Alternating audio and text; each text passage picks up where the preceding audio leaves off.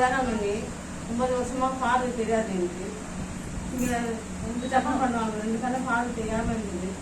அப்புறம் ஹாஸ்பிட்டலெல்லாம் கூட்டிகிட்டு போனாங்க. கூட்டிகிட்டு போய் 2 கண்ணை ஆப்ரேஷன் பண்ணுவாங்க. ஆப்ரேஷன் பண்ணிட்டு பெரிய கண்ணை சொன்னாங்க தச்சு எங்கே இருக்கிறீங்க? இப்போ நான் வந்து எங்கள் அக்கா வீட்டில் இருக்கிறேன். பிள்ளைங்களாம் தனித்தனியாக போயிட்டாங்க. இல்ல நான் தங்கி அக்கா வீட்டுல எந்த இடத்துல இருக்கிற? அக்கா வீட்டுல பால்கனில சந்திக்கிறாங்க. அதுதான் இருக்கேன், நான் அப்படிதான் இருக்கோம்.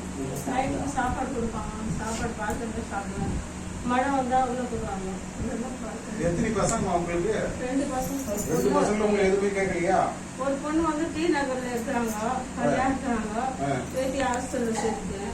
அவங்க வீடு கொடுத்துருக்காங்க வேலை செய்யறதுக்கு. அந்த பொண்ணுக்கு அந்த குழந்தை சின்ன 8 வயசு குழந்தை இருக்குது. அதை வச்சு நான் அது பார்த்து வீட்டு வேலை செய்யறேன். உங்களுக்கு கொடுத்து வரவங்களுக்கு அவங்களுக்கு வசதியாக இல்லை, எதுவுமே இல்லை. பையனோட குழந்தைங்க நம்ம இன்னும் தனியா போயிட்டாங்க. அவங்க யாரும் பாக்குறாங்களா? இல்லை, யாருமே வந்து பார்க்குறது இல்லை.